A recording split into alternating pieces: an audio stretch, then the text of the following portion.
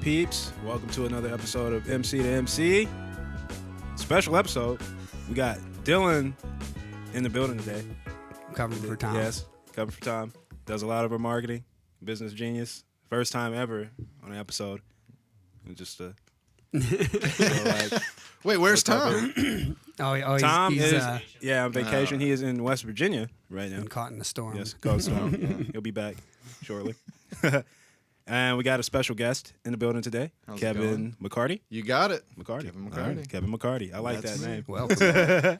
Yeah, I get a lot of mail for Kevin McCarthy, and I don't know why. I don't know. I'm like, that's not Kevin me. McCarthy. Wrong. Just like a little easy confusion there, man. How you doing today, man? Doing great. Good, Thanks for having man. me. It's a great setup. Thanks for coming in, man. Absolutely. Yeah, dude. Our office is right up the street, so it took about 3 minutes to get here. So oh, really? Great. Yeah. No, that's sorry good, about man. the wait. Yeah. Plan this out. No, this is great. Thank you. And you said this was an area that you actually used to live in. Yeah, when you first 2 came blocks here. that way, man. So 12 South was my first home, and I lived with a good buddy of mine. That was part of the reason I moved here, just being in the music space. And, you know, we lived in a small little house that my door wouldn't shut all the way, and it had a little hook. So, like, you know. Oh, man. You know. Came a So long I've way, upgraded to a dude. new Yeah. place that can, the doors can close the whole way. So that was great. Nice. Well, man, all right, cool. Let's get into it then, man. Yeah. Let's we got quite a few things to talk about, Great. man. So yeah, let's take it back. How did you get into coming to Nashville? You said it was a buddy. Yeah. Around So what time was this? it's, I'll keep a long story to the bullet points. Yeah. But I, grew up playing music. It was guitar, right? In a cover band throughout high school and college. It was like, I'm from Cincinnati originally. And, every time that I came down to Nashville, I had my brother moved down here, 15, 20 years ago. Every time I came down here, it was one of those things where I always felt like at some point I got to find my way down to Nashville, right? And we'll figure it out. And so luckily, throughout playing music, I realized I'm not good enough to make a career out of this, but I love business and I love tech. And so our band was very much like everything you'd see on Broadway, but they're way better than I would ever be. So like growing up, did you like mess around with like any gadgets or gadgets kind of thing? Like that? So I was always the I not in terms of like the high tech music stuff. I was like, hey man, I'll just plug in a guitar and play 6 chords, and pretty much every cover song you've ever heard of, you can pretty much do that way. And I rode the coattails of my good buddy that was the lead singer and keyboard player. He crushed it. So I was like, I'm gonna be friends with you. And so smart man. Yeah, we did that all through college. It was great. And then so I went into the business world and tech world, just kind of selling software to colleges and universities, and finally got to do a remote gig here in Nashville. And the whole goal was to find a way to combine my love for music and my love for tech and business. And when I first got down here and lived with my buddy that was here, he had an opportunity for us. It was kind of like a side hustle gig thing. It was trying to bring in this platform. It was called We Demand. It's a Brazilian-based company. And so they kind of licensed it to me and him and said, hey, what happened? My girlfriend's Yeah, it's just Brazilian. Maybe she's heard of it. And so they basically kind of said, hey, you guys can run the Nashville office. I mean, it wasn't even an office. It was literally a garage, 100% commission kind of thing. But they basically just said, hey, look, go try to make this platform blow up in Nashville. And so, I mean, this was 7 years ago. And so there's a couple platforms out now that kind of do the same thing, but it was basically crowdsourcing shows for artists and bands and musicians by using social media and using kind of data to track like their location, so that you can almost, what like crowdfunding does for companies, you could almost do that for shows. And so you could look at this platform, see where your fans are across the country, and then basically look at it and say, hey, I have 200 fans in Idaho, right, in Boise. And was this like analytics through social media? Yeah. Like you plug in your social media. So your fans was scrape it? essentially like you as the artist would just post and say, hey, demand me, essentially. And then as the artist or as the fans would click through Twitter, Instagram, Facebook, the platform that would collect that data and just basically look at the IP address and go, great, like I have 200 fans in Boise, Now, Idaho. is this before, like, because I know Spotify does that with the artist stats. Now, is this kind of before that? So this was a little before it, because the whole goal was to say, find out where your fans are and go to them, and find your super fans and do that sort of thing. And really, I thought when we started, I was like, well, I'm going to be a billionaire by 2020. And that hasn't happened. So, but it was a good learning lesson for me into the music tech space, just because as we were trying to beta test it and use some musicians and artists that were friends of ours that had big fan bases, I quickly realized some of the things that were kind of difficult in terms of implementing new technology into the music space. A lot of it was just kind of how many people are involved in this conversation. And so there's a lot of spokes of the wheel that I was learning.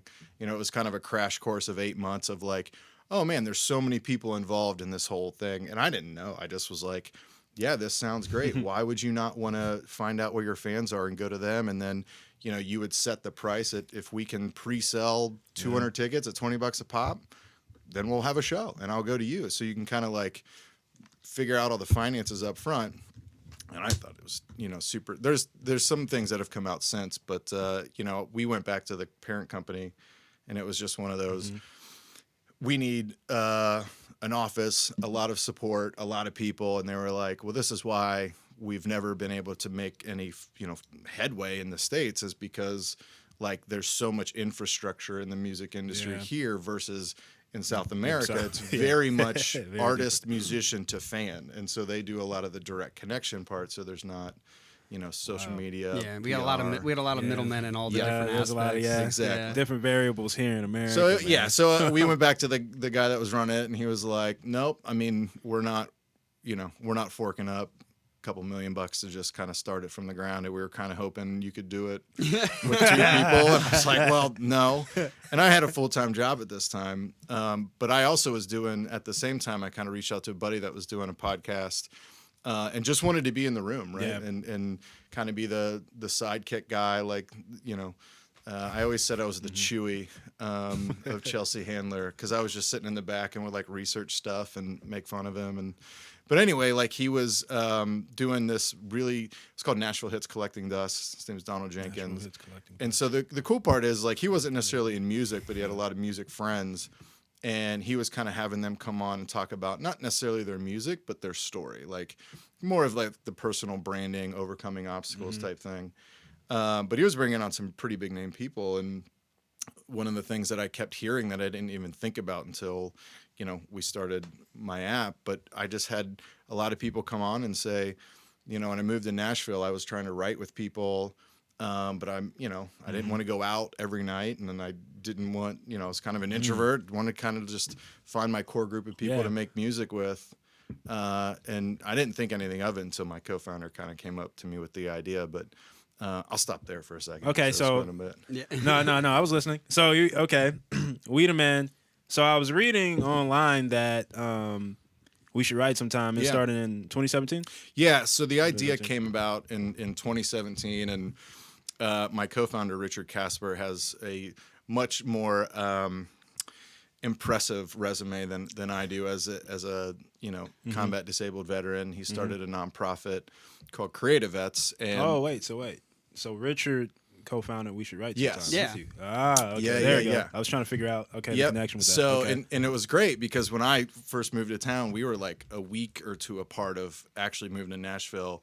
And the guy I was working with on that side thing kind of introduced us because, and Richard, if you met him, he's 6'5", tatted, Marine, I didn't but get to meet him, dude. I didn't meet him. He's got the best dad jokes in the world, and he's a big teddy bear, and so we would go to these writers' rounds every night pretty much just because I was trying to meet everybody I could and just listen to the best songwriters in the world. And it was kind of my escapism just to get away and listen and just try to meet as many people as I could. But Richard, because he started Creative Vets, was trying to meet songwriters to be a part of his nonprofit. Yeah. And, Richard doesn't drink, which is awesome.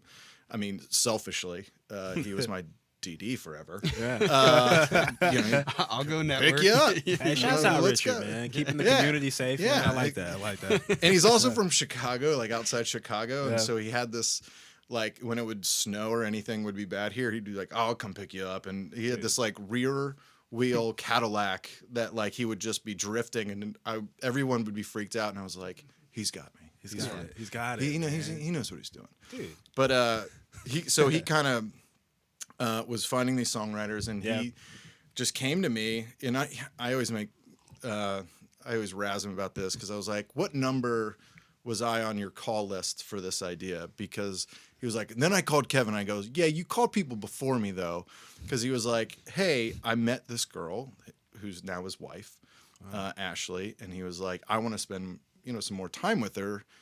She's got a great 9-to-5 job, but I need to be out finding songwriters, which is at night. Yeah. So it was kind of like, not a great situation to spend time together. But he was like, I think you're my guy for this because you love music, you love tech, like you're trying to figure all this out. And he goes, if there was a way I could just kind of sit on my couch and swipe through songwriters like I did on dating apps, I think that would really help me save some time. I could spend more time with Ashley. But on the really good side of this was when veterans come in to write music with songwriters here in Nashville, wherever they came from, they can use this to then continue kind of the healing process of writing music. So there was that benefit to it. So I have a question about the app. Is it only just based in Nashville right now as a writers, or it's all over? So we have it's about 6,000 songwriters. Yeah. There's 34 countries represented, but it's officially released in the U.S., Canada, Australia. We just released in the UK beginning of February, and Israel. And so Nashville obviously has the most, but like there's big hubs in New York and LA. And how big is it in Nashville? Is it like half? Is it in Nashville? It's a little less than half, but a majority is. Majority's here, yeah. Because to be honest, we've never, and we're still early stage startup, bootstrapped a lot of it. It's been organic. Like we haven't ever spent money besides like going to the ASCAP Expo, or doing like Key West Songwriters Festival. But like any terms of doing big digital campaigns or social campaigns, just two parts of that. One is are we ready? And now we are, but like we weren't necessarily ready to scale just because of the infrastructure of the app and like can it handle it and all that good stuff. But then, so you want to give people a good first experience, and it always worked, but it was one of those things when we first launched, in 2018, I mean, it didn't have notifications. It didn't have like, you couldn't, so you can change your location, right? So in the app, it's free. So if you're not in Nashville and you're like in Idaho, I don't know why I keep referencing Idaho, and you're like, hey, I want to find writers elsewhere, you can just go in and simply change your location. Can you change it so it's not based on geolocation? Like you can just say I'm going to go to Miami this weekend. I could change it to that. So as you get on, it uses your location currently. So it has you GPS can change tracking. It. Yeah, so it just uses geofencing, and so you can go from anywhere from 0 to 100 miles around you. But again, like if they're in kind of remote areas or places where there's not a ton of songwriters, this has been really beneficial, especially we're just grateful and lucky. But during the pandemic, just people were like, look, now I can't go anywhere, so I need to find people, even if they are in Nashville. I can't go and meet people on Music Row anymore. Yeah. Some people started doing like Zoom writes, like they would hop on a thing, they'd play music and they'd listen to it, they'd write together. Like that's what the NSAI was doing. Yeah, they weren't even doing their regular group writings. It was just Zooms and stuff. So, and I don't think there's any replacing that kind of in the room feel and vibe to it. But there's also the upside, and I think there's been some accepting of this as kind of the norm for logistical purposes. Of man, if you live out in Franklin and you've got an afternoon write, and you're like, am I going to sit in traffic for 45 minutes, or do you want to hop on? But again, like I think there's a different. It's totally what your personal feeling is about it. But I know some people that are like, man, I'm much more efficient. I can get more songs done. Whether or not the songs are better or worse. I don't know if there's a way to capture some people are just more efficient behind a keyboard, and like if they can stay there, like they're great. And like that, I know during all this, I started networking online like crazy, joining online groups to meet up with people. Like it's crazy. There was this lady in Texas, and she reached out, and she's like outside of El Paso, and she's like, I've got three daughters, and I'm a single mother, and like my dream was to write with somebody in Nashville, and and like she reached out and just say, hey, I like your app gave me the chance to just, and not that who she wrote with was a huge name, but just the idea of like I changed my location, I got on the app, I swiped, I wrote with somebody virtually, and she was like, that's all I really wanted to do in the music space is write with people in Nashville, and that kind of helped trigger a bunch of things for us to go, man, how do we help scale this, beyond just matching, which we have a really robust roadmap. But one of the other things with the virtual stuff that I didn't even think about is I had somebody else reach out and they were like, hey, I felt more comfortable virtually than I did in the room with somebody because I'm typically a very reserved, shy person. And if I meet somebody for the first time and we're sitting in a room and it's kind of that like, she's like, but with a computer in front of me and a screen, I could feel myself opening up more and being more vulnerable just because I wasn't in the room with them, which I thought was pretty interesting. I was gonna say it's like that comfortability where like people are used to being on Zoom so much, so like I don't need pants today, stuff like that. Like like oh they brush my teeth. Oh well, I'm eating it. Doesn't matter, right? In the room. So it is pretty interesting. Like you can get a lot more relaxed because I think there are little subtleties like that. You're not even aware that you're thinking of, but you are like literally, do I have bad breath? Like you don't have to worry about that on a Zoom camera, right? Like just little details like that. And I think there's, obviously there's a lot of downsides and I pay attention to what writers say and how they manage this whole thing because it's that whole thing of once you're kind of jiving with somebody and you're like, all right, keep going. Yeah. But like in the Zoom, if there's a delay and, like over talking each other, it's kind of tough. And so there's always ups and downs to it, and I think it's... So what do you feel like the next phase is with the app? So there isn't like a built-in video chat or anything in it, is there? No, and so that's a big part of what... so we're raising our next round of funding, and a big part of it is going to go... Like a third of it's obviously going to go to development of the platform. And so functionality-wise, video integration, calendar integration, I think is going to be a huge thing so that... very much, I don't know if you're familiar with Calendly and how those type of things use, where that's, and what we try to do is listen to what takes up a lot of time for songwriters to write. And it's weird, like sitting there and them going, man, I spent a lot of time, whether it's logistically, but it's also like when you find somebody setting up that admin, it's all the admin stuff that takes all that time. Yeah. And so I think there's a really easy way that we're going to integrate that so that, say, hey, you guys connected on the app and you go, hey man, instead of 15 texts back and forth, in the app, it's able to go, hey, when are you available? Oh, I see next Thursday. You click it, notifies you. Is that good? Yes or no? It clicks yes. But then, say this address pops up, if you're going to do an in-person write, it automatically would populate it, and so it's little things like that I think. So what about like, so there's like certain apps and things for like splits and stuff like that. What about that kind of information so that's put into? So the calendar is going to be pretty much the key for triggering all those other things that we'll add in there, right? So the idea is to go, what is the origin of songwriting? And it's, two, three people in a room, right? And so what are the things that the apps and integrations that songwriters use throughout that process, one of which being how do you control splits? And, Nashville's a little different than LA or New York or Atlanta. And like, it's how, but it's a super simple thing that with the calendar, it's like, oh, great. We know you three are in the room together. It pings like, hey, we see that you're writing, what song was it? Register it, put in the splits, everybody click to 100%. You good with it? Yeah. Oh, that's cool. Yeah, that's going to be a game changer.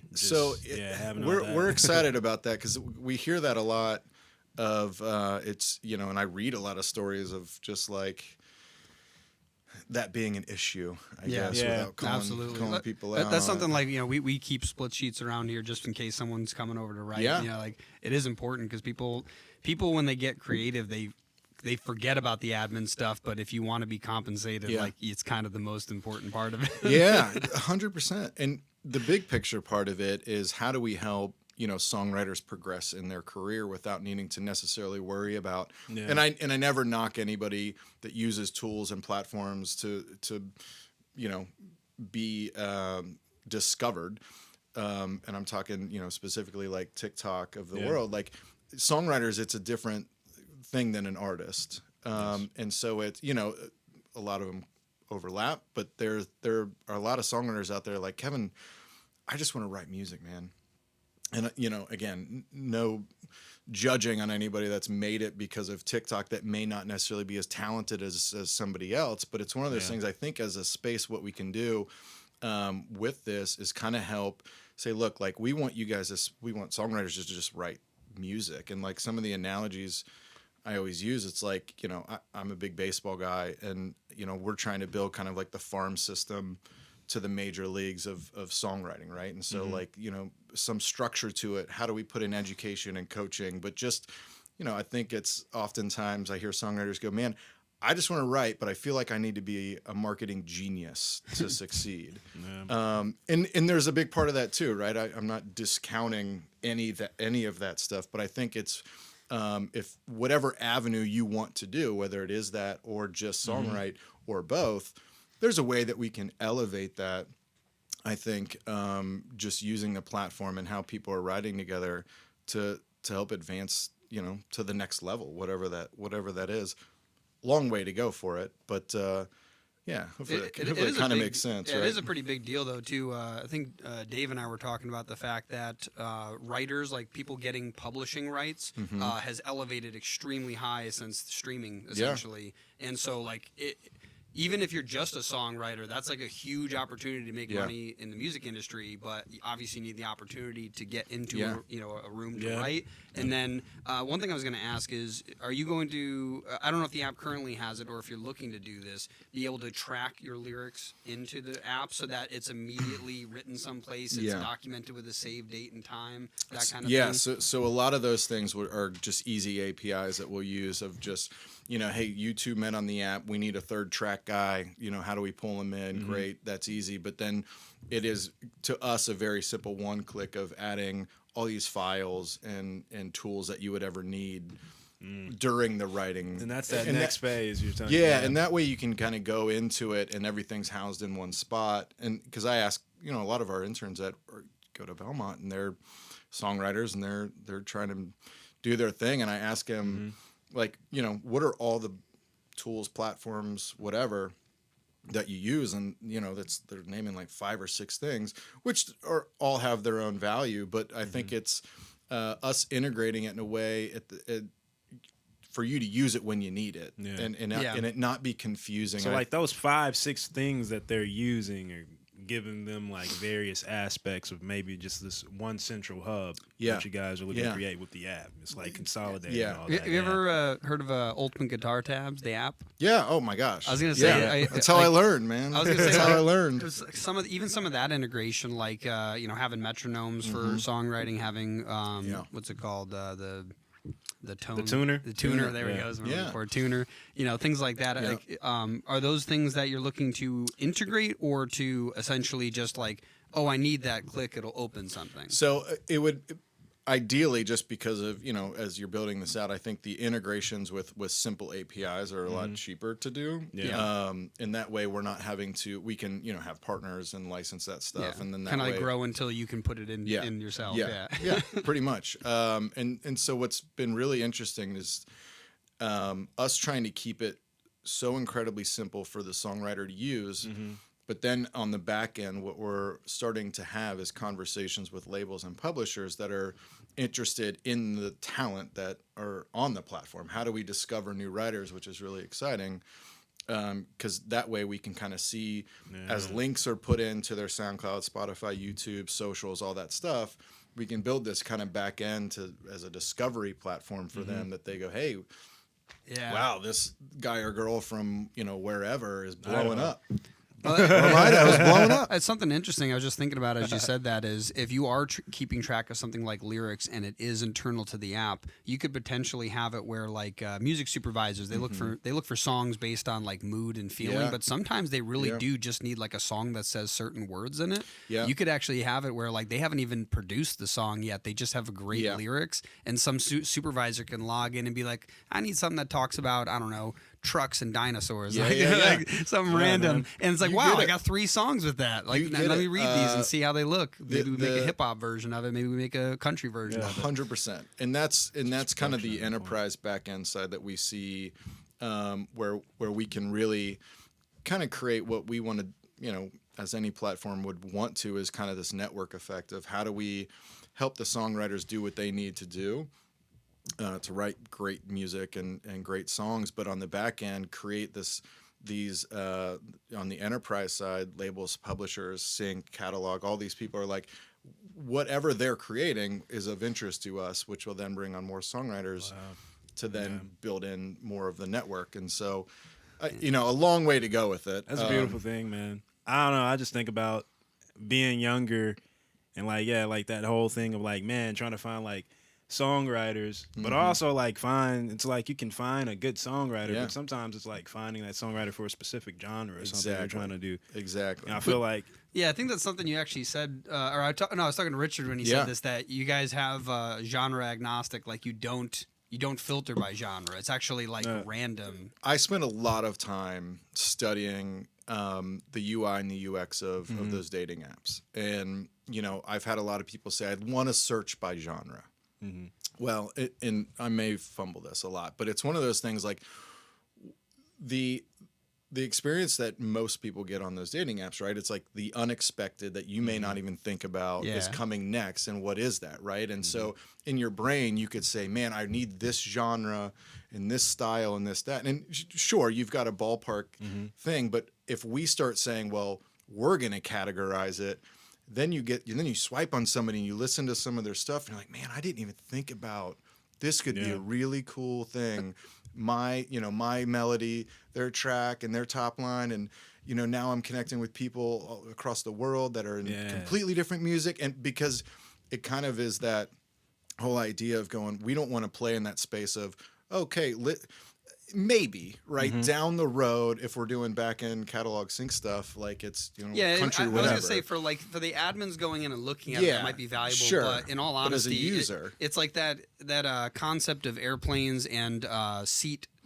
Seat distance? That was a huge deal. I don't remember which airlines did it, but 2 or 3 airlines, after a bunch of complaints, are like, all right, fine, we'll give you more space in your seats. Yeah. So they had to get rid of a row or 2 of seats. The tickets had to go up slightly more because of it, and then no one bought any tickets. Right. And it's like, you can say what you want all the time, but why do you think Spirit Airline exists? Exactly. People want cheap tickets. That's the only thing they care about. If they want first class, they're paying first class. I think that a lot of the times, people like say the customer's always right, and it's like there's times when they are and there's times where they're not.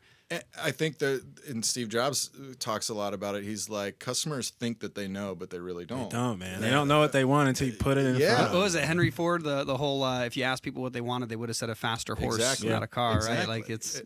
And so, but I mean, again, like this is where at this stage it's so great to get as much feedback and as we can get to then put in the features and functionality that songwriters need and want, versus kind of where, for us as a how the platform operates is a little bit different than, hey, what features and functionality do you want integrated in there? Because the other big part is, as we introduced this pro tier, right? So and we haven't really posted about it. It's been very just kind of word of mouth. I mean, it's like when Instagram first started and they were like, hey, to get a blue check mark, you need to fill it, and you still got to do it. But in the very beginning, no one knew what the criteria was, right? It was just kind of like, even after they released it, they changed it like 3 different times. And so we kind of have a similar thing for verified pro writers. They fill this out. They got to send in, if they have a publisher or had a past publisher, send in a picture of your license just to see it. And it's been really cool to see what's been coming in. And I got, I saw one come through, and it was a guy that wrote some Justin Bieber and Ariana Grande stuff. And the beauty of it as a pro, you can then toggle in the app to only see other verified professional writers. Because one of the things that we were hearing, I had a question for that earlier. That's good, because I was going to say, when I brought up like the splits and stuff earlier, I was like, that wouldn't be the concern with like the average writer or someone who's just trying to get on the app to have fun. So that pro feature, that makes a lot more sense for someone who would be into that. So what's nice is like because you can geolocate, a lot of the pro writers that we've talked to are like, man, when I'm flying around from Nashville to LA to New York, it's like sometimes my publisher doesn't have a big network in those other cities, and I'm trying to either cross collaborate in different genres, but we just don't have so I can then jump on the app, put my location from LA to Nashville and try to find people there that I've never been able to collaborate with. How do you verify that they're pros? Like, so you were saying that they submit all that stuff. Is it automated, or do you guys like manually get to look through? It's and be this like, guy. And so that's honestly why a big part of it is there's two things of it. It is the internal structure of being able to handle that at scale, and the other part of it is, I think a majority of the writers, like at this early stage, probably wouldn't meet the pro status that we're looking for. I mean, we've got Brian White, who just wrote Blame It On You by Jason Aldean, #1, and some other huge writers that have #1s that maybe were had these huge hits in the 90s, early 2000s, and trying to get back in the game a little bit. I know that sounds harsh, but like they might be wanting to work with like younger people now too, because maybe they knew what was big back then. They're really good at like writing melodies and getting certain things going, but like trying to keep a voice that matches the youth now. Exactly. Also nowadays, I know like advances and stuff aren't as often as what they used to be. So I get it. And I see such a way down the road that we can switch that, because it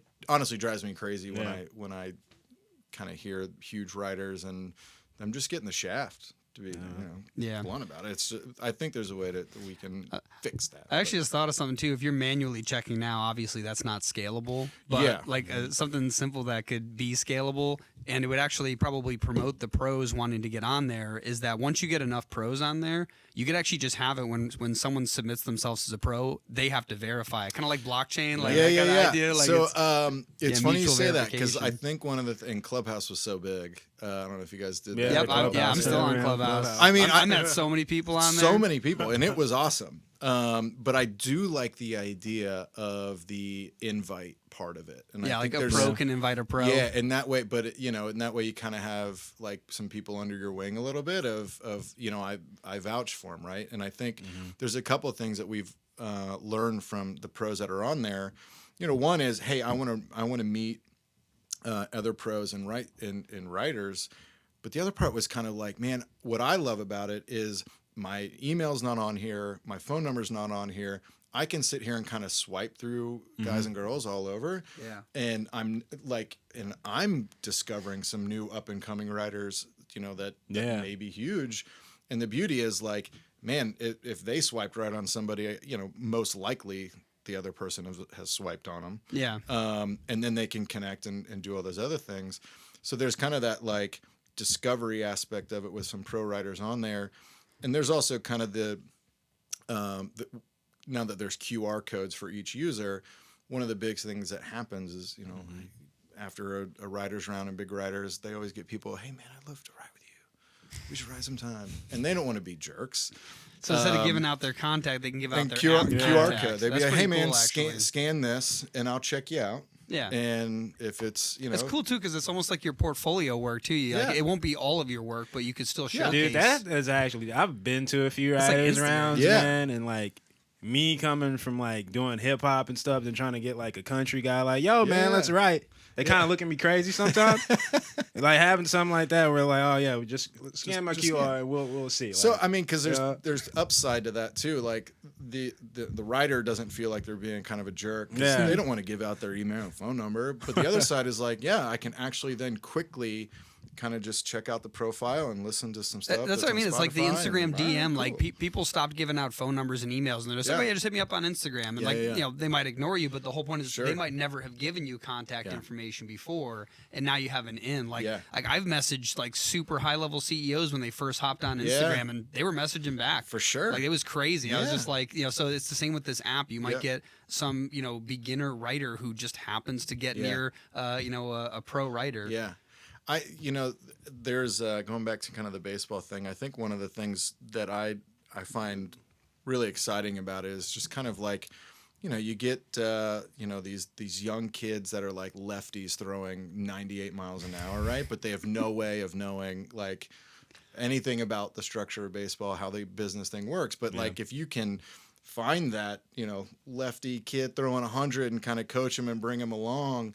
And you're like, hey man, like give me a couple years and we're gonna we'll be somewhere with this. We're gonna be somewhere with this guy. But like kind of that same thing with songwriters, and just kind of like, I still watch American Idol sometimes and see these kids that are like construction workers, it's genius. I get it, construction workers and like farmers, and they're like getting up there and this is an original I wrote, and I'm like with no training.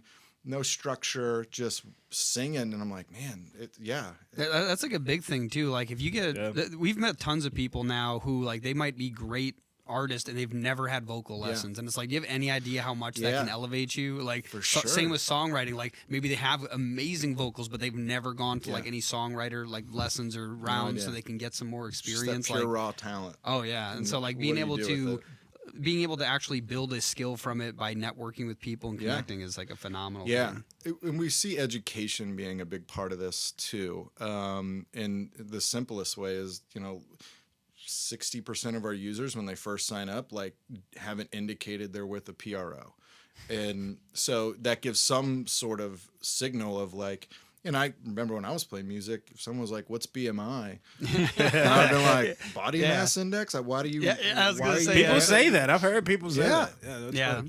But I mean, like we put out a very terrible, CD, that was done in a college dorm room, but like, and then played shows every weekend, but I had no idea about the business part of it. But like, so those little things that we see at 101 level of like, hey, are you registered with ASCAP? I mean, that might be something that's part of like the pro tier or something. For sure. Like that's a definite requirement. Are you with a PRO? I mean, and what's good too is having with all that back end data is then we can work with them and say, hey, anybody that doesn't select, if they're in Canada and doesn't select SOCAN or a PRO up there, then we can be kind of a partner with you in lead gen and send them, your way. We see that being at scale, but there's a lot of those little things, but just how does the sync world work, and what do I think one of the things we hear most is, what do I do with my song? Like, I have this song, what do I do with it? And they're like, do I demo it? Do I get it produced? And a lot of writers will reach out and they say, hey, here's a work tape. What do you think? And I'm like, well, I'm not qualified to tell you what. I mean, I can tell you if I like it or not, but I can't break it down to, you're about 4 seconds long on the intro, so I don't know. But I think there's a space for kind of that feedback part of it.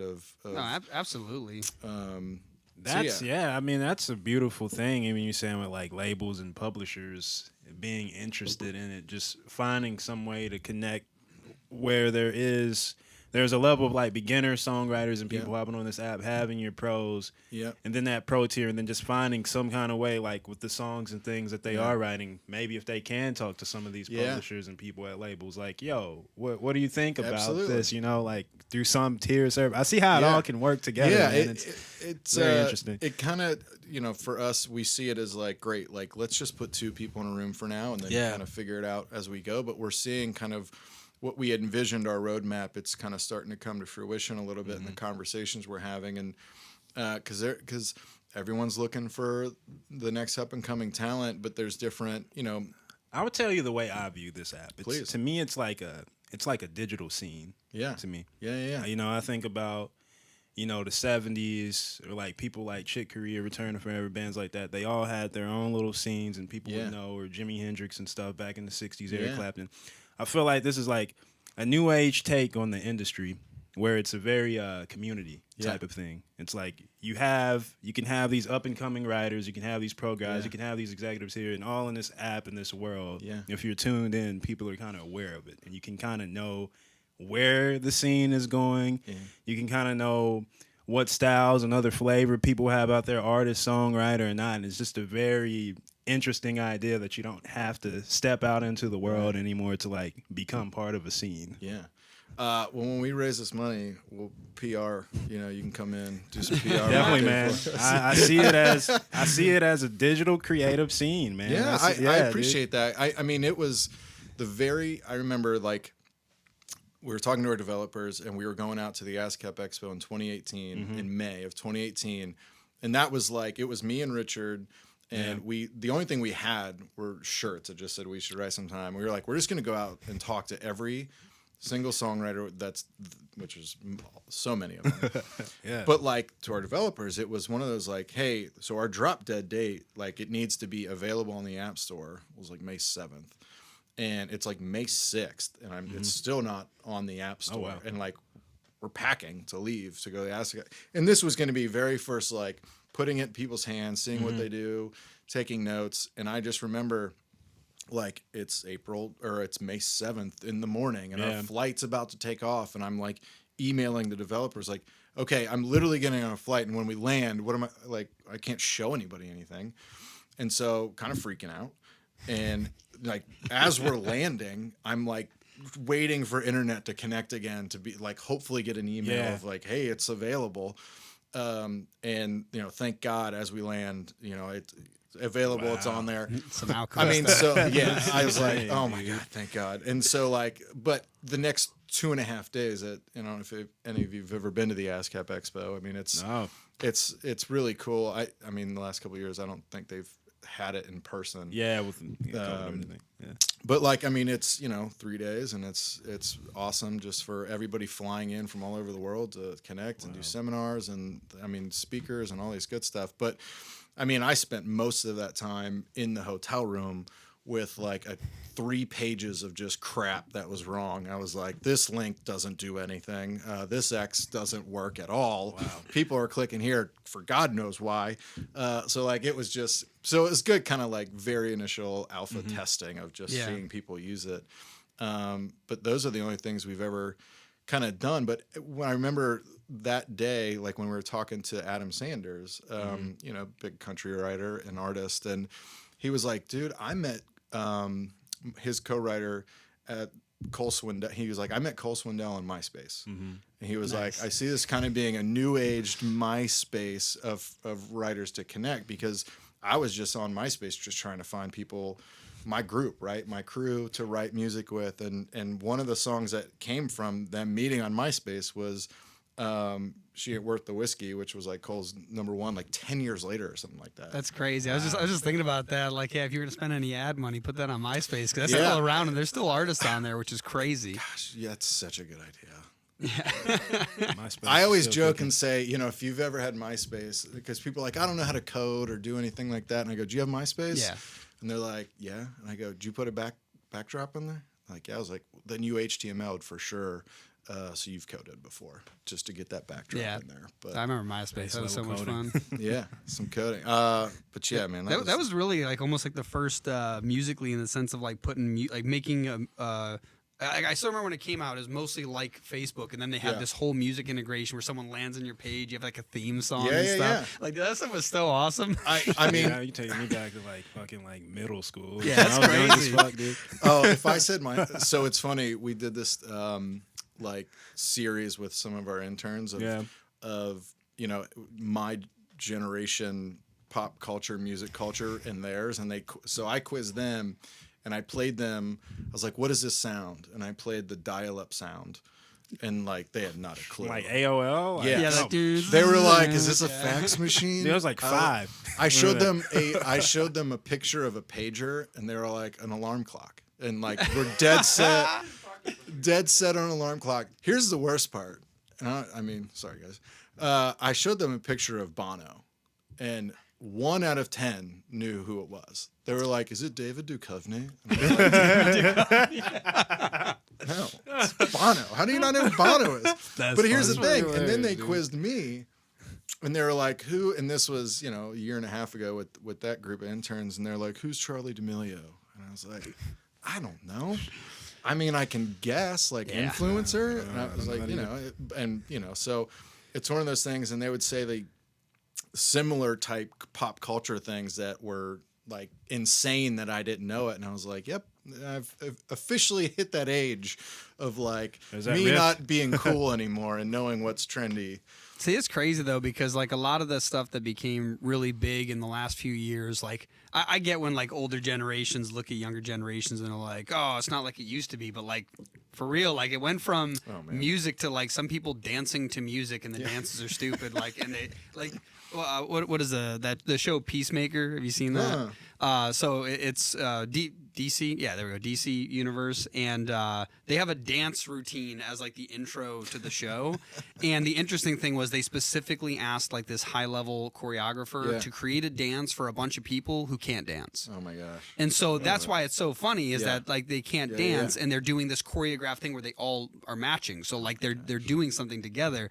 But like that's the type of stuff you could do on TikTok and become famous for, and it's crazy. It's like and look, I mean I see them like doing the trends, and they'll come in this every week and be like, hey, here are the trending sounds, and then they'll do this thing, and I go, what are you doing?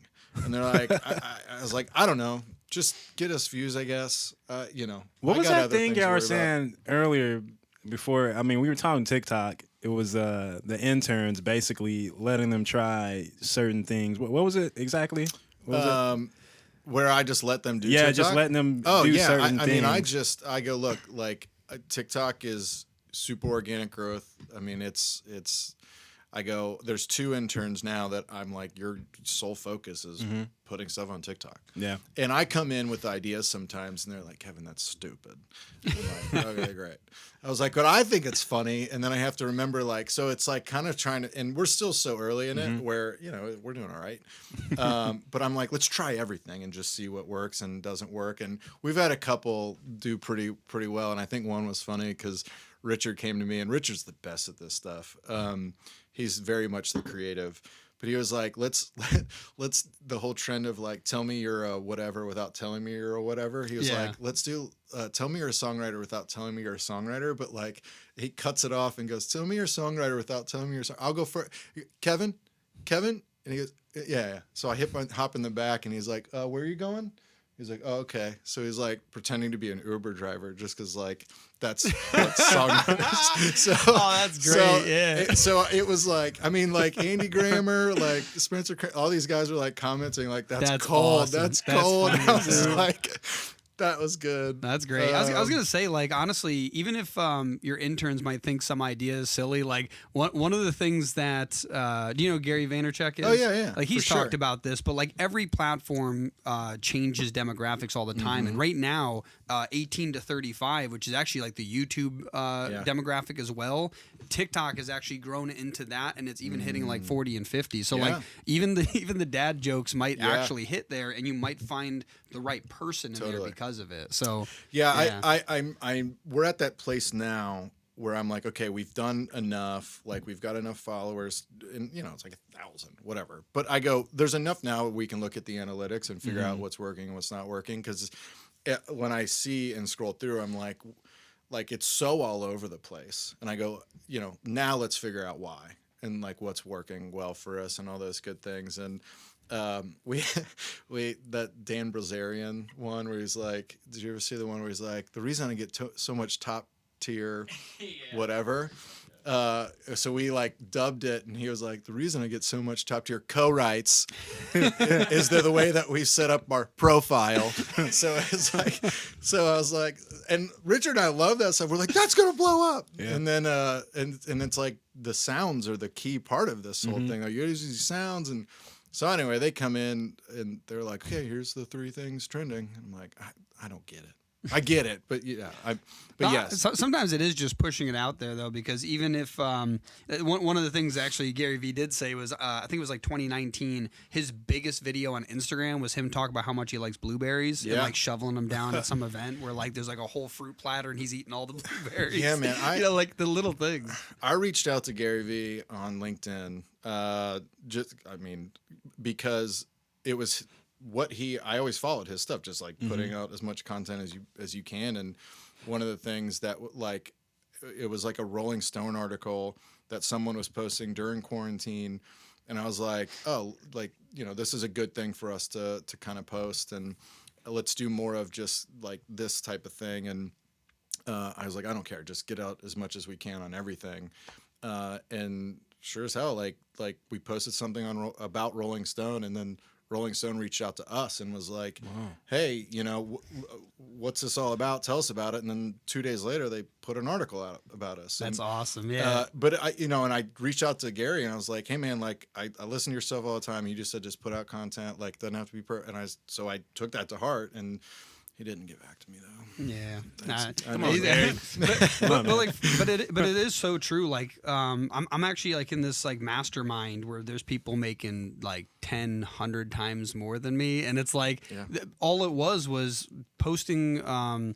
Tim Ferriss's, he's got a book, Tools of Titans, and it's basically his whole podcast broken down. And every time I came to a new section, I would take a picture of the section and I would tag the person in it. Yeah. And I got responses from a bunch of people, but one of them actually tagged me or responded like multiple times. Noah Kagan, so shout out to Noah. Yeah. And he basically chatted with me for a little bit. I kind of disappeared. I started watching some of his YouTube videos, and he had like a really powerful one. Yeah. I left him a long comment on that YouTube video. He actually reached back out to me on Instagram and invited me to this group. That's awesome. Like, that's crazy. Yeah. This guy's got to be worth 9 figures. Like, I'm with you. I'm like, I think that's the funny part though, man, about a lot of these guys, man. It's just like regular dudes, dude. Just reach out, man. Yeah. Probably Gary just didn't reach back because he's just probably busy. No, he's also got like probably millions and millions of followers. Going to fucking yard sales, selling stuff on eBay. I respect that hustle a lot. It used to be like a daily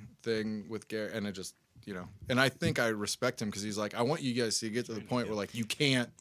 Yeah. You don't watch me anymore. Yeah, I was just talking about that the other day. With like, I used to watch him all the time, and I haven't watched him in a while. Like, I still watch him from time to time, but I used to watch him on a daily basis, like an IV drip, and it was like, I needed that. But yeah, now it's to the point where like I don't need that. I can do my own thing. But yeah, I love the crap out of him because I've actually won a bunch of stuff from his challenges. Like, my gosh. I've got like a T-shirt. I've got books that are signed. Actually, I think I won 2 signed books from him. One in black Sharpie, one in green Sharpie. Yeah. So I was like, this is awesome. Like it. I listen to Show us some love, Gary. Yeah, good, man. Because I watch his stuff when he talks about music in the NFT space. And all that. And so I follow a lot of that, and so I have thoughts, Gary. Like he's man. What up? What's up? So I think it's a logical play at some point. Mm-hmm. For our audience, right? I think it's. And this will come back to bite me at some point, but it's one of those like, man, we got to keep this product as simple as possible and make sure that we're aligned with the timing of all of that, and doing it the right way. That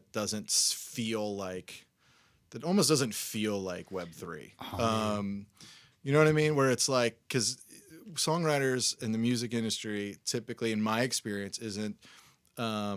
In general, maybe here in Nashville specifically, but like the first to adopt new technology. And so typically, I was gonna say, do you know about VeeFriends? Like Gary Vee's thing? Yeah. That just made me think about it. Like a really simple NFT project you could do is basically similar thing. Whatever the artwork is doesn't matter. It could be even an audio file if you like cross-link it to it, because I know you can't really attach them to NFTs. Right. But what you could do is actually have it be a ticket to special writer rounds that you offer first to pro level writers, and then you offer it to everybody else, and it's first come first served to get into those rooms. Absolutely, that's absolutely awesome. And we very much see it going that way. It's one of just it being like, hey guys, just buy this and you can get access to this. Well, the crazy thing is like that could potentially pull in some pro writers too by doing that. 100%. And I've actually seen some projects that they've tried to simplify, because that's the biggest problem with NFTs is trying to simplify getting a wallet. Like that alone, like that first step to be able to collect stuff. I remember we were at Belmont University's internship fair, and one of the people there, the artists that they work with, they have an NFT project, and they have like a website for getting the wallet, and then a website for getting the NFT. And it's like, and I think and correct me if I'm wrong, but I thought OpenSea was just talking about something of them you being able to invest and get NFTs without needing a wallet. It's probably like Coinbase. Like Coinbase is. Yeah. I thought I was reading that, and I was like, see, that's whatever friction. You got to remove that. And I think that's a big thing of. I think the other thing, though, too, is that once that friction gets removed, the number of other people that'll jump in the NFT space. So it's kind of like that get on TikTok early thing. It's like 100%. You almost want to get in right before that happens, because the second that happens, you know, like, I know I'm creating some NFT projects if that happens. Like, There's a lot that we can do with that for sure. And it's stuff that I read constantly about, like even just, you know, the profiles, you know, Twitter was, I think, looking at how to make their profiles. Oh, they do have that now. Yeah, you can make your profile picture an official NFT. Yeah. It'll turn into a hexagon instead of the circle. And you have to, I forgot what, I don't remember if you have to link it to a particular wallet or something like that, but I think you have to like verify your wallet, then prove the NFT, and then that will be your image. Yeah. And instead of like the typical circle profile picture, it's like a hexagon. Yeah, it's all, they just implemented I love the space a ton. Who's using that? Who's done that officially yet? With the like who's made their thing? Who's a couple people. If you go on there, you can find if you just start looking up people that own NFTs. Like I bet if you just looked up Bored Ape Yacht Club, you'd probably end up finding a bunch of profiles that have like the hexagon shape. Yeah. Wow. Yeah, I think it will be a big messaging and marketing play of how to make it sound so simple and not get into I got to buy a wallet for what? Exactly. For Ethereum. Well, because it's crazy. Because like a credit card, like people don't think about it, but it's almost like your bank becomes the wallet. Totally. And like that's all it really is. It's like now you have to understand. Like I think almost wallet's the wrong term, and that's why it's confusing. Like turning like you have to open up a NFT bank account, and it's like oh okay that makes sense. I have to store it someplace. Like phrasing. Yeah, and I'm so obsessed with where this can go, and especially for us. But it makes me laugh sometimes because I'll get messages like, hey, your app's not working. And then I go, what are you using? And they're like, I'm on my desktop. And I was like, well, it's an app. You got to do it on your phone. It's like, how did you do that? And how did you even get on it? Well, they went to my website. So they would like go to my website and then they would like click in and then it would take them to the Apple store. And then they would be like, well, I'm at the Apple store. And I'm not joking. Like this happens more than I think I should talk about. Is it like older writers, I'm assuming? Yeah, and I've had people go like, hey, or they're like, hey, something doesn't seem right. And I go, what phone are you using? They're like, I have the iPhone 4. And I go, well, we don't support that. Damn, people so is that like a possible thing in the future though, like desktop website? I mean, because we know like Skype and stuff. Even Instagram has a desktop version of its platform now. I equate it to this, and I go, at this point, and I'm not judging anybody because I was on dating apps, but like, have you guys ever been to Tinder or Bumble's website? No. Bubbles is a great website. You got a lot of bubbles, but like no one's ever been like, yeah, man, Tinder's website's sick, and you're like, no, sick. Nothing. No. Yeah, so at some point, right? But like as we build in some more platform stuff, I mean, like Instagram was mobile only for like the longest time, and it worked perfectly fine. And that that was before Facebook bought them. After Facebook bought them, they were mobile forever. And if you tried to access it on a desktop, it would first say no. Right. Eventually, it let you do it, but then you couldn't post on it, right? And now it's to the point where like you're allowed to. We're following those footsteps for sure. It just is one of those bandwidth wise, and the market that we want. And again, like I don't knock anybody that hasn't used a dating app before swiping, but like we try to keep that so simple. It's like you both swipe, then you're connected, then you can talk, and the amount of I have templates of like responses for people just because they're like, hey, here's a welcome email of how this works in the app. It like's got things. No one reads that shit. But I'll be like, they're like, hey, like when I swipe, then what?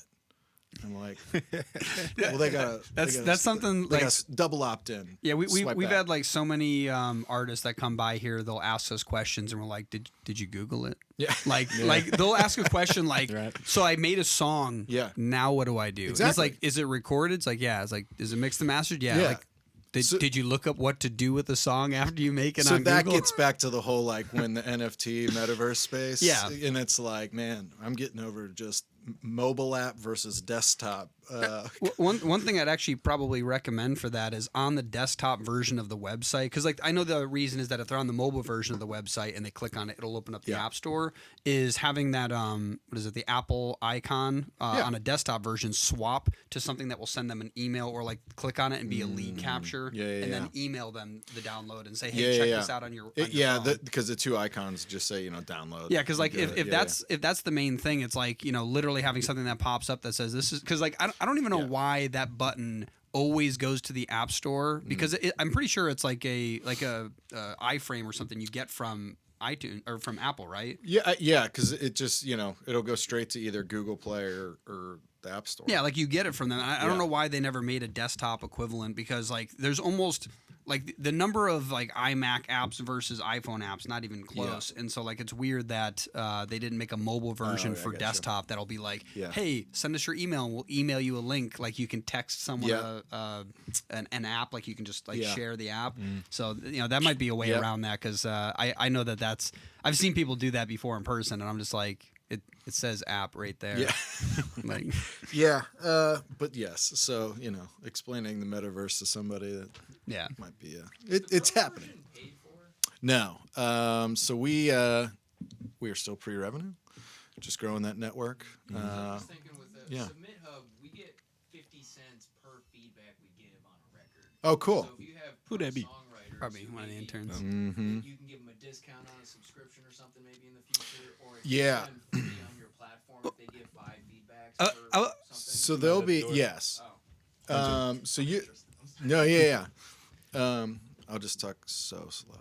Well, actually, before you answer that one, I was actually going to say when Richard first told me about the pro version, the very first thing I thought of was it would make sense for pros to be able to turn it on and see only pros. And then when it comes to non-pros, that they can see anybody, right? And at random, you might come across a pro.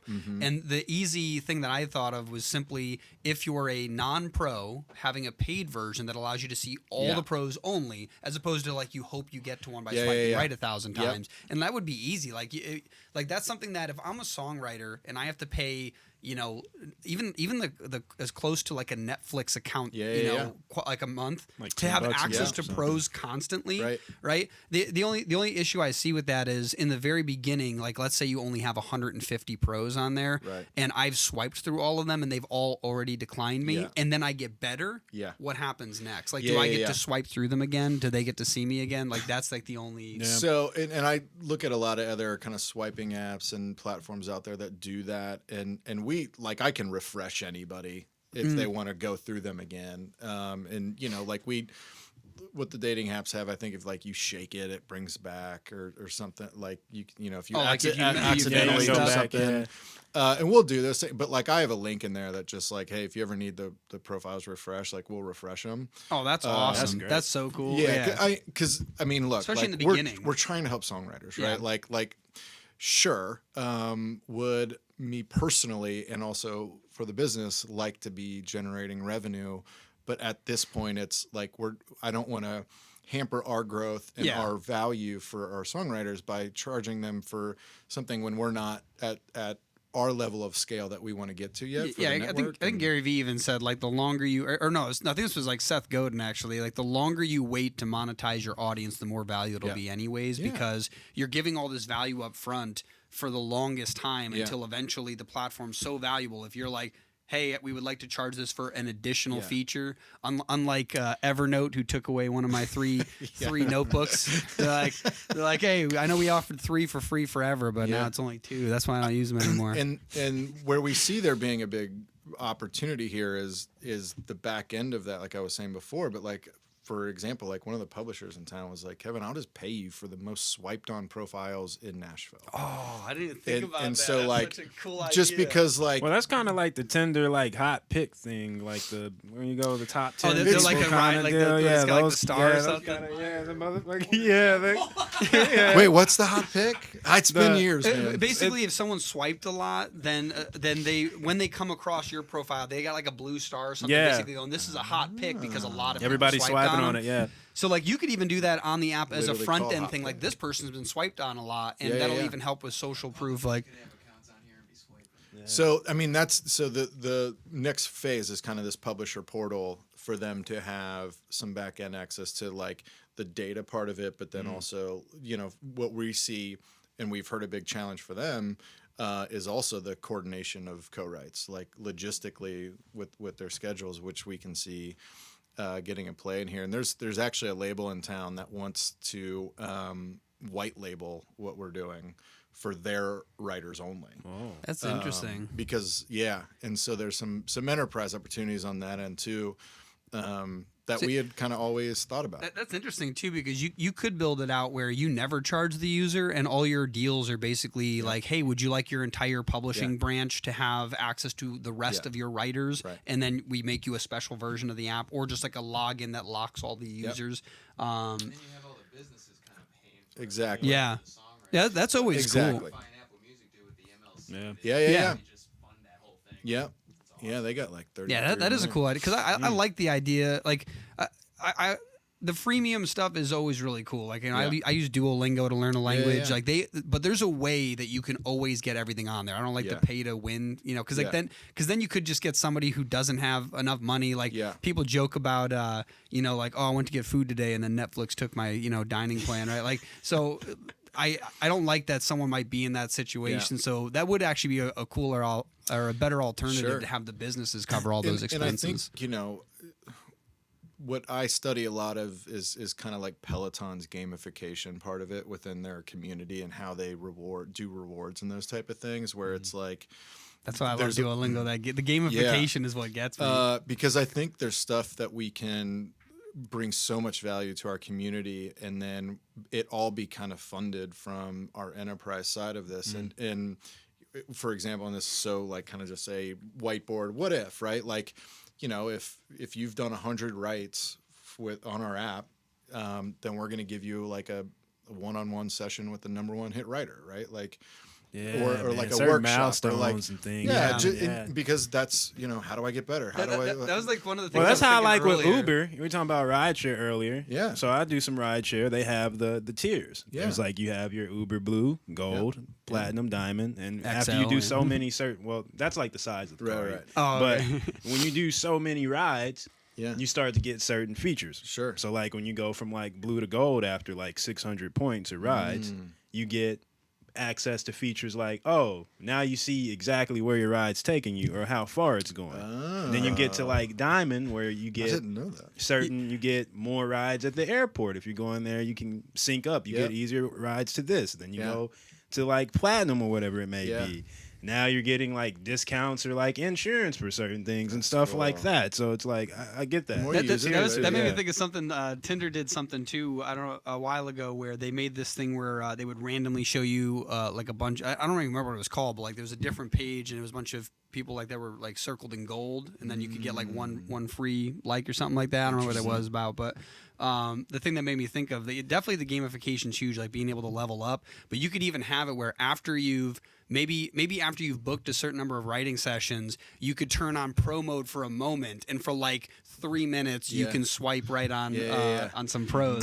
Just little like games just like that make it like so They that. do fun. that with Tinder too. That's what I'm talking about, like that There's a the pro super mode in swipe. Tinder? So no, It's it's like a this swipe thing. mode. This is a super swipe thing. Super swipe, that's what it's called. Where you can actually it's called Boost. There's Boost. Yeah. You get 30 minutes. You get 30 minutes, and they put you up at the top of people's like picks in the area. That's the other. I didn't even think about that. And when you're swiping too. on people, and you pay for that. Yeah, you pay for the boost. Got it. But it's like you're getting more access to more eyes on you and maybe more swipes for back sure. from people. For sure, that makes sense. So I mean, there's but you can even make it ways you can earn that. Like in Duolingo, if you keep taking the lessons, for example, and that's what I mean. Like you can't just make it like how many times you swipe right. It has to be something like how many sessions you've booked. Right. Because if you're not working with anyone, why you can't really get rewarded for that. But it could be like, hey, if you book 1 session a month, you get this. If you book 4 sessions a month, you get this. And like as that elevates, you can make it where like, you book 4 sessions this month, you get 1 boost. Yeah. But also with that though, the Tinder thing, the super swipe actually, that is cool too, because the super swipe's similar to the boost, where it's if you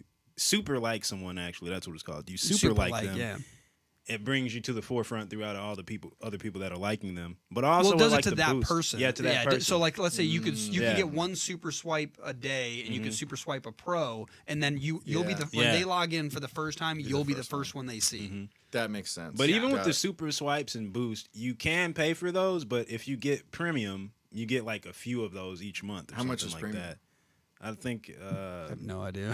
With Tinder, I think it's kind of expensive, dude. I think it's like $30 or something. It was enough that I never paid for. That's all I know. A month. Yeah. I mean, love is expensive. Yeah. Totally. Yeah. I look at their their business models. The most expensive love is free love. They're wildly profitable. So I'm trying to mirror that. Obviously, there's not as many. But the love space and things like that, people are gonna pay that kind of money. Man, totally. I mean, I read somewhere. Because I was looking at like their operating expenses, super fun. But I think they pay like $350,000 a month in hosting fees. Oh, I wouldn't doubt it. I've spoken with. It's like that's awesome. Yeah, I spoke with a what's it called, a developer on basically. The most expensive part about an app is actually the back end handling of how many users access the app. Yeah, like that's like hundreds of times more expensive than any of the development of the app. I kind of equate it to like a car and like how much money I spend on maintaining a car, and I feel like I'm buying new sets of tires like every 3 months. Yeah. Which like thanks Nashville. Well, it's like just to keep it on the road so you don't crash and burn. You're like all those potholes, and it's like all these unexpected things happen. Throughout the life of the app, and I feel like the same feeling of when I buy tires for your car. You're like, this sucks because it's a lot of money that I don't want to spend on something that nobody can see. It's just for me to not die.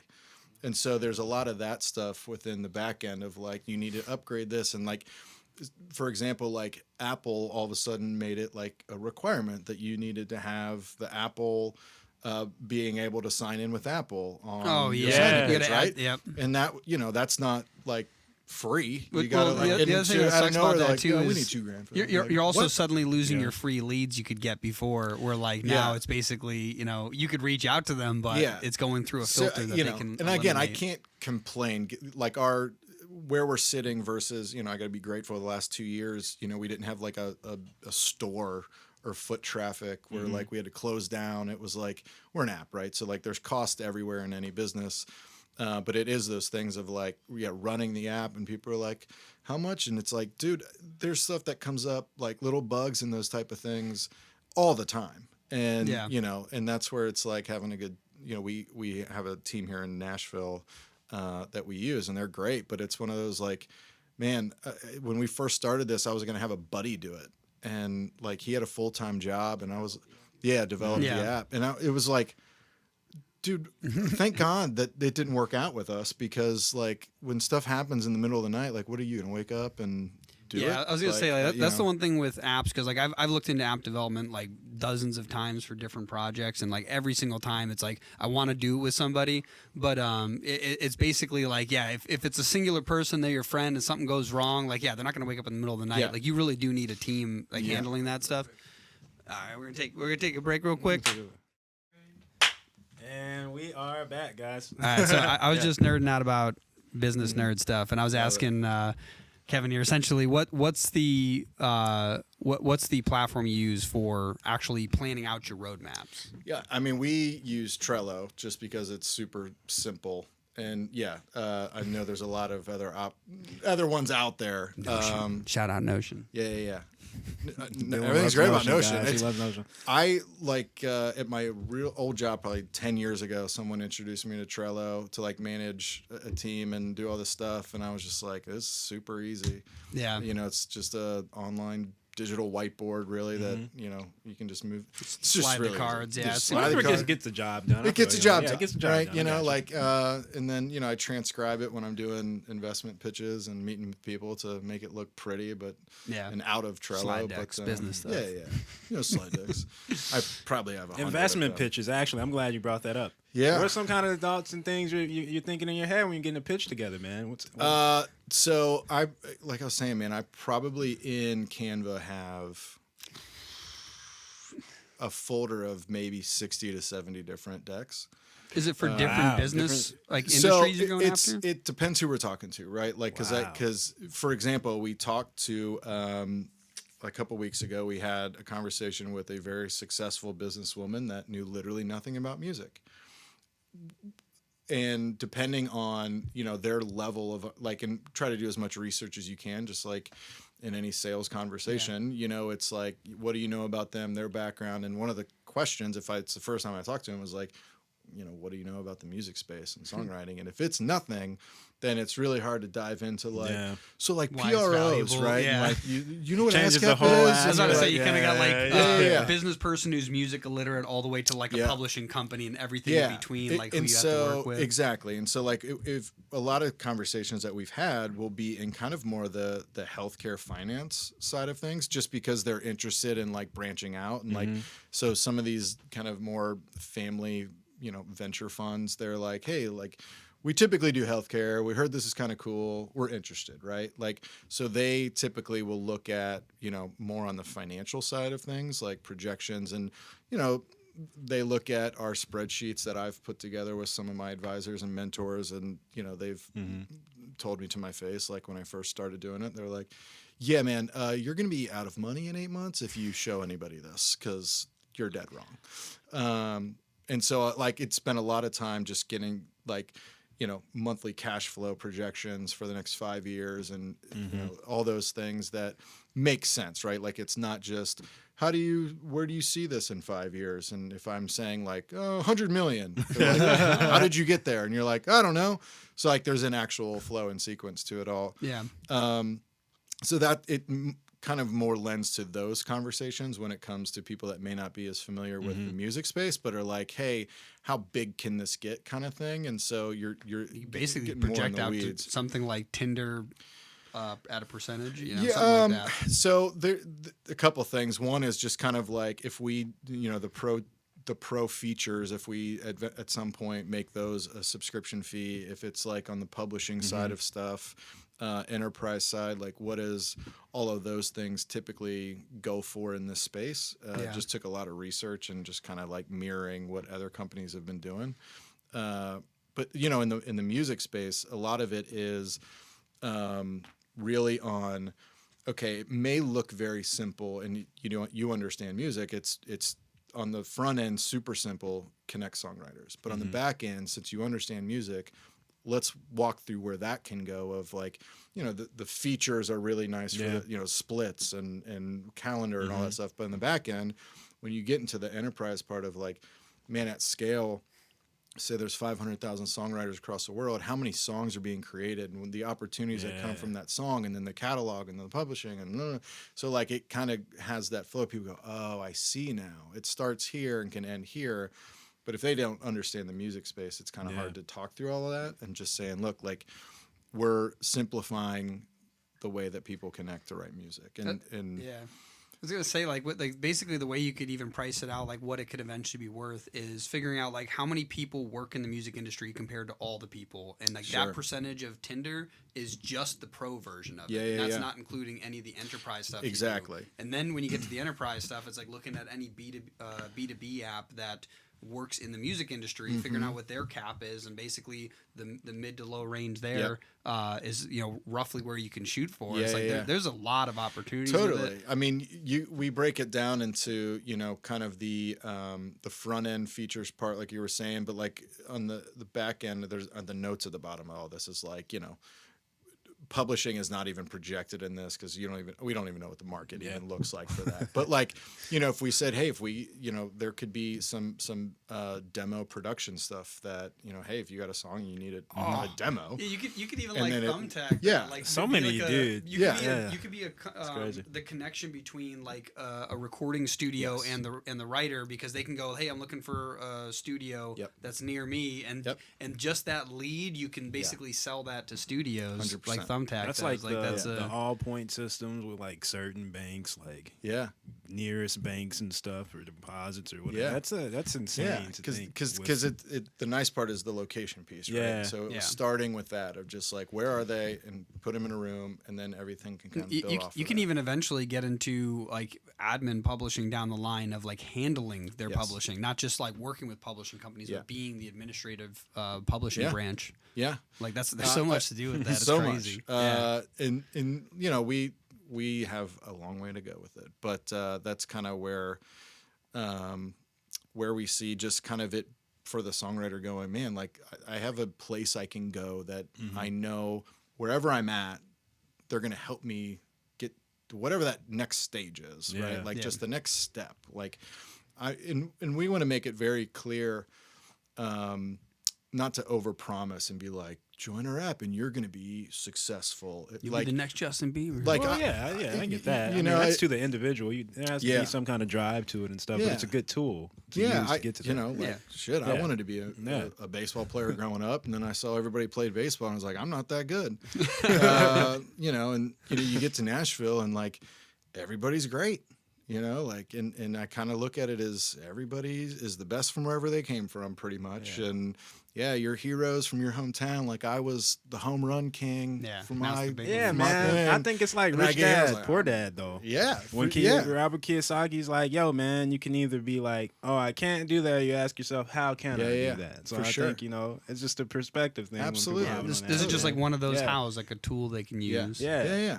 And so, it's because there's been so many people that have offered like, hey, I'm going to sell my courses to your users and affiliate stuff. And, I've got like, but then I look at what they're selling and it's like, here are 5 hooks to get you on the radio. And I'm like, that ain't happening. It's like, that should be a YouTube video for free at best. And I was like, no, because I think that's just kind of selling this. It's great to learn stuff, but like, I'm not going to be selling stuff that's not real. Yeah, I mean, not that that's not real. Like, you know what I'm saying? I bet there's opportunities like that are worth the connection, but like that, they're going to be very few and far between, and especially if people start reaching out to you, that's when it sucks, because now the filter is in reverse. Like you have to go through it, as opposed to going out and finding it. And I think there's a space for coaches and education and working with writers, but I don't want it to be that, hey, for $240, I was gonna say, like, honestly, like in the beginning, like getting rid of online, I wouldn't even like work on online courses at first. I'd probably work with like individuals, like voice coaches, like that's something that like you're either good or you're not. You can look up the reviews online, and if they're not good, like they're not on the platform. So and I almost want to reverse engineer that whole thing and just make it be like, hey, we'll pay the coaches to come help our users in some capacity. You could even start with that too, and then in the future, like basically work backwards and like build that out and have it be like, okay, well now if you want to have this on a continual basis, because you could do it where kind of like you were mentioning the summits before, like there's like a yearly, biannually, whatever thing that people do. You could have it where like, hey, we're doing the first event, right, for We Should Write Sometime, and then have it be with a vocal coach, and then goes through some lessons, things like that. And that's the stuff I think we can be really scalable with it. Yeah. We just need a big old team, man. Yeah, I mean, certain songwriters, well, bouncing off your point, like arrangement and stuff too.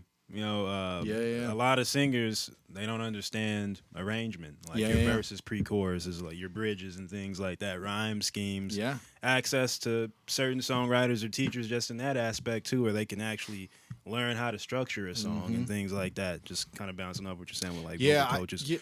And you guys in this space is always fun to talk about this stuff. I mean, I've had people reach out and be like, hey, you got 5 minutes? I just got a quick question. I always think it's about the app, but it's like, hey, man, so like I've got these lyrics and they're really good. Trust me, my mom told me. Exactly, right. They're like, what do I do with them? And I go, well, if there was only an app that could put music to that when you find somebody that does melody with a simple swipe, you know what I mean? And they're like, oh, yeah, I get it. But how do I get these lyrics in front of like Dolly Parton? I'm like, well, you don't.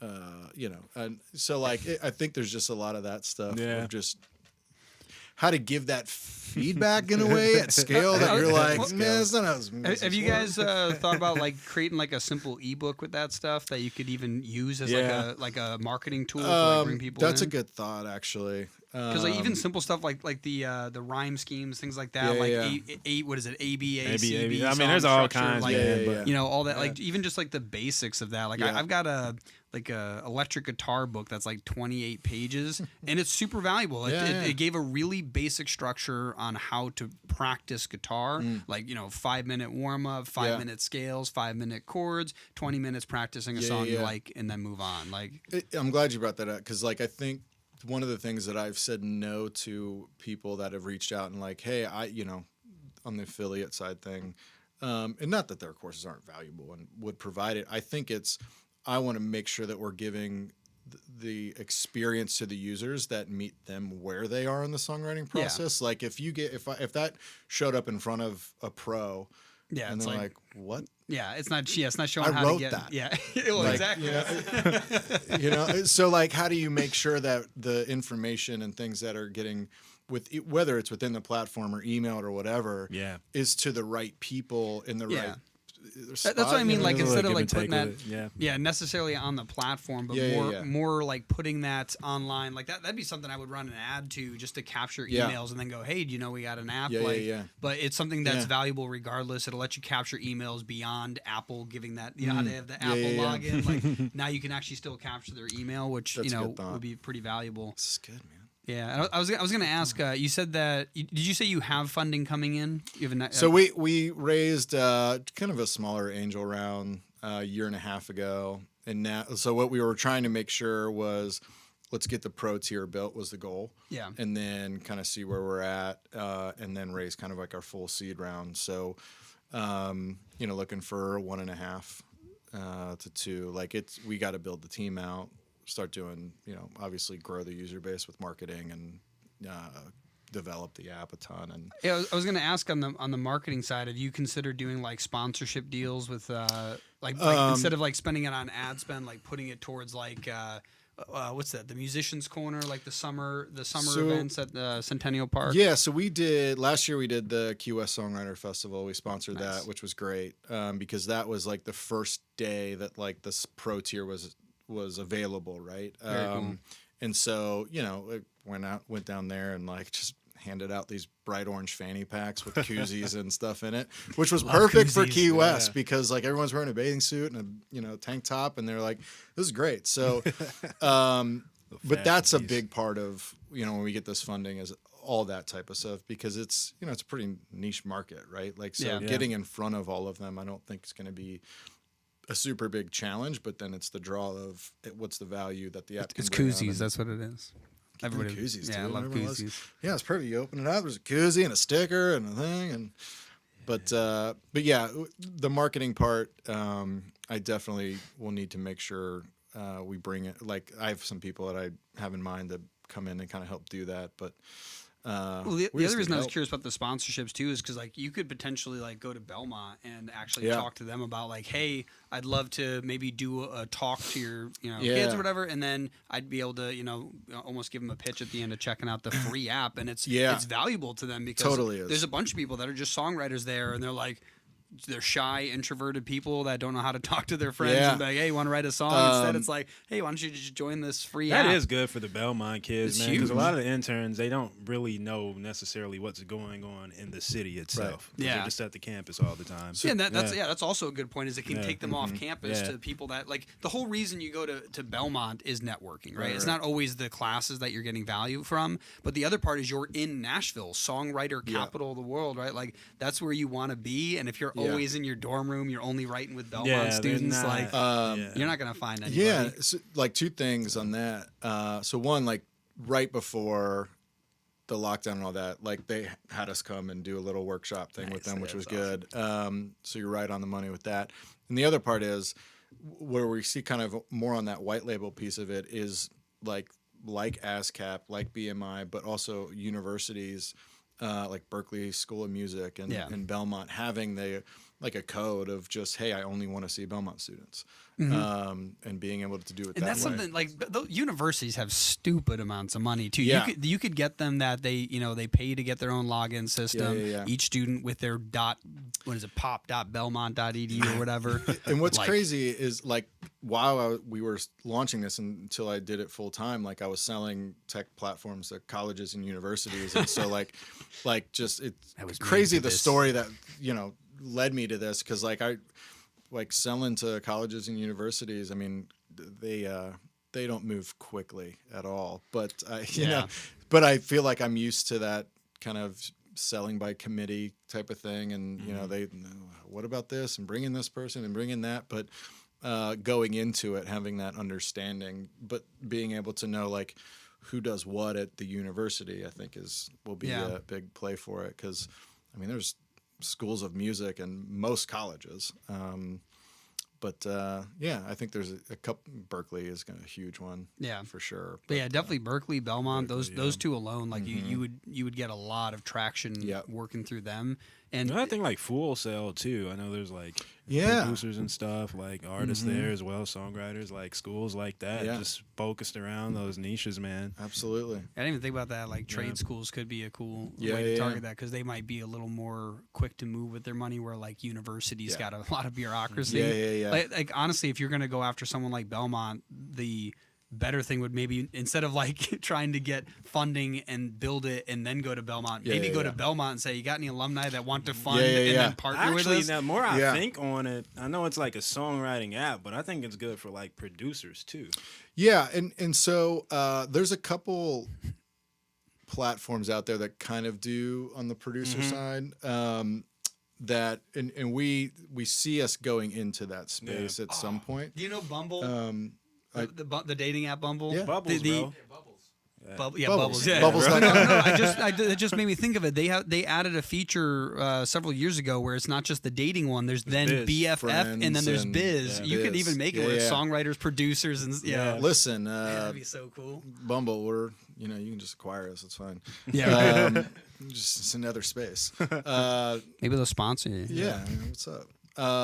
They got cash for sure. Because you're talking about like sync earlier and stuff like that. So many producers are looking for like songwriters to do top lines and stuff over like tracks. And I think that's where, and I love the feedback, because I think it's one of those where how to integrate that maybe in a different sense of different sector of it maybe. Literally that simple switching between. So like if I log in as a producer, I can only match with songwriters, kind of like literally like how they have the the male female on Tinder and Bumble, and then you literally just say, okay, in biz mode, I just want producers, I just want songwriters, and that's all it would be. I think there's a spot for it for sure. That'd be awesome, because that's where like, because we know a ton of producers. That's probably why he's thinking of that. And I think it'd be easy just to facilitate that in a way that just is, and that's better than the genre one too. Like we were talking about earlier, like people might say they want genre, but really that's not the best thing. But having access to a producer and a songwriter, that's an incredible combo. You got the whole vibe right there, man. That's the whole session right there, dude. And part of the next round of features is like kind of pulling in a third, fourth, or fifth. Yeah.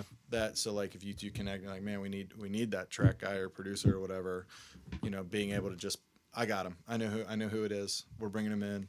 And still like keeping it. The other thing too, like on the safety side, right? Like it's if some female doesn't want to give out their number to somebody, and we've heard this happen before of just like people kind of like stalking a little bit. You're like, man, this is a good buffer. Like I'm not giving you my information. Like, just here you go. I was just thinking about that when it comes to like location meetings. What is it? The NSAI, right? Yeah. I don't know if do they have like locations where they do song? Like, I know they do songwriter rounds and stuff. But we have like one little co-writing space, and you guys should come check it out. Absolutely. Right on Ed Chill. It's Creative Vets, so right off 12th. Oh, it's at Creative Vets? Okay. I just walked past that the other day. I'm like, wait, that's Creative Vets. Yeah, come check it out. So like in the back, there's like a co-writing space, and you got Logic and all that good stuff. It's not as cool as this room, but it's good, Richard. It's a room. But yeah, it's a good spot. But like, it was really interesting before the whole like WeWork stuff happened. Yeah, we were meeting with them as like potentially being able to do kind of like partnership deal with them. Yeah, wherever they're just. Well, that's what I was thinking of. There's a place in upstate New York called. I think it's like Troy Innovation Garage or something like that. And the whole idea is, it's like a co-working space, but this one's meant for, entrepreneurs who are trying to build startups. Yeah. And like other co-working spaces, just like a space like freelancer, anybody can go there. Yeah. But having one for just songwriters would be incredible. I know Logan that does Home, he's awesome. Yeah. Home? Yeah. Home's great. Nice, yeah. But I mean, we see that, as we grow and expand, like kind of getting a kind of what the workshop used to be on Music Row. His name was Austin. He's an awesome dude too.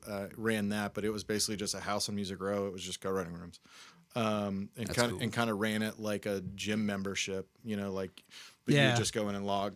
Hey, I want it Thursday at 4 or whatever. But we see that happening. It's just it's one of those like. Down the road type things. Yeah, I feel like the reason why I was mentioning the NSAI too is I know I spoke with them about potentially doing writer rounds. It is possible because they're a nonprofit, right? Yeah, I've been there. They have rooms and stuff there for writing and whatnot. But like doing some partnership deal with them where like they help expand that, right? That might be something that. It's one of those things where you can broadcast just the writers rounds without the app. Like, you have your logo on there and stuff. But the whole idea is just getting people in that room and going, by the way, I'm glad you guys like each other. You should sign up for this app. And then you can find other people like you. Yeah. Right? Like, it's like the guerrilla marketing stuff. For sure. Like, that's the stuff that's fun when you're first starting out. Absolutely. This is great, man. Thanks. So I got one last question for you, which is, so you know where you are now, you know where you started. Where do you see the app going in like, let's say 5, maybe 10 years? Like whenever you think that it's like at its peak of awesomeness, right? Like what do you see it looking like? What I see happening, obviously, as we expand into more countries, like what I want to get at, like it's one of those, you're so cliche, Kevin. But like, I want to hear new genres of music. And like, just because, you've got this global community now that's able to get on here and start writing together. And you're like, man, what is music going to sound like in 5 years potentially? And like, you listen to what was on the radio 4 years ago versus what's now. And you're like, what? But like, what that possibly could be is like, I want to hear somebody go, hey, like, I would have never made it if it wasn't for this app. And I would have never been able to find so-and-so and create this music and it be successful if it wasn't for this. Like, that's kind of that, like, touchy-feely type stuff. But in seriousness, just going, man, like, what is this new music? And like, think about K-pop and like all those things that are happening over there and being able to connect those things and just like, what is happening? And it's awesome. I mean, that's what I see from like the music side of it. Like the business side, I envision, a very large company doing very well and being profitable in 3 years.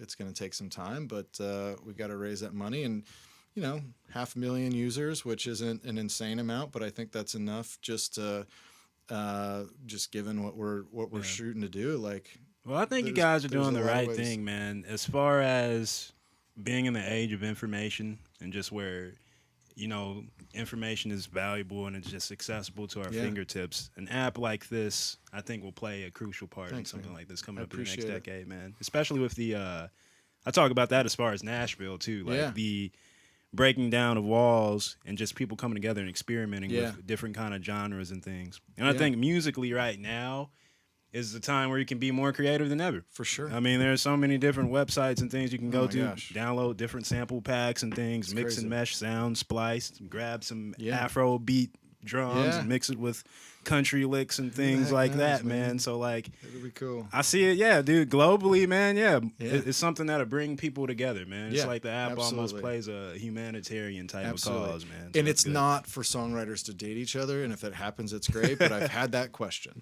They're like, so is this for like songwriters to date each other? I was like, no. I mean, I guess they could. Yeah, it's like instead of Bumble, if it works out that way. Instead of Tinder, it's the Bumble Biz. That's what it is. The Bumble Biz section. I mean, they're like, I don't think we need a new dating app, and I was like, well, this isn't it. But I appreciate. Maybe in the future that'll be one of the extra spots. perk like, or something. I want writers. I want producers. I want to see the single ladies. That's right. Single status. You know what I'm saying? Yeah. Relationship status for the singers.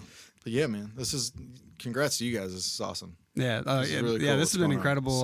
Learning more about this. Yeah, man. I appreciate you having me. Oh, dude, thanks for coming through, man. Great. You know, awesome. we love to connect with the community, man, and see what's going on. Glad you came through. This is actually a very good episode. This season, we've been trying to focus on getting a little bit more educational, man. Getting more reps, executives, and things on, man. It's great. Really just shed a light, same way, you know, different aspects. Shed a light of what's going on in the community, help artists and people who watch this, man, and give them some sense of like security or in themselves or like there's some knowledge out here where they can advance to the next level, man. So yeah, dude. Totally. Cool. Well, thanks a lot. Yeah. Nice. It's great. All right, guys. This is Dude Superb, man. This is Dylan. Dylan, man. McCarty, Kevin McCarty. Can I What's call you up? McCarty, man? Yeah, I of like course. that, Call McCarty, me. dude. That's Yeah, cool, please. man. Got McCarty up in here, dude, What's up? man. We got to have him back again eventually. Yeah, we will. Hey, guys, we'll catch y'all on next week's episode, man. Peace.